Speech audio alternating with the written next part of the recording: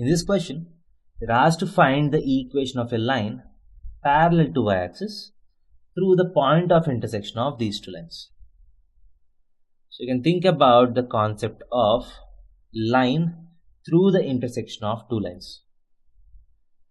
So you're asked to find the equation of line parallel to y-axis and through the point of intersection of these two lines. So if a line passes through the intersection of these two lines, the line is of the form L1 plus lambda L2 is equal to 0, right? So x minus 7y plus 5 plus lambda times 3x plus y is equal to 0. This is any line which passes through the point of intersection of these two lines. Now, I want that line which is parallel to y-axis. That is, the line should be of the form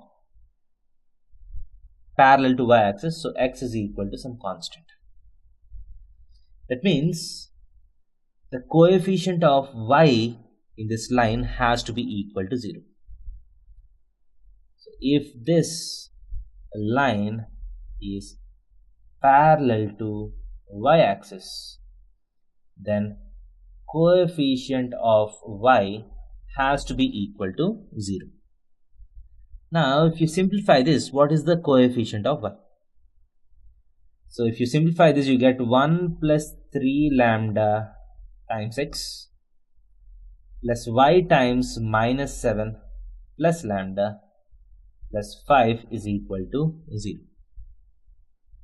Plus 5 is equal to 0.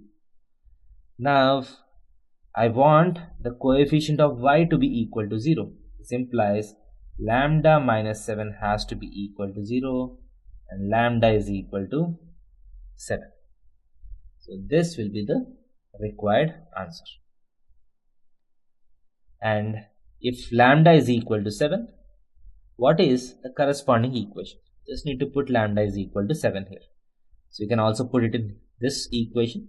So if you put lambda is equal to 7, so 22x 0 plus 5 is equal to 0.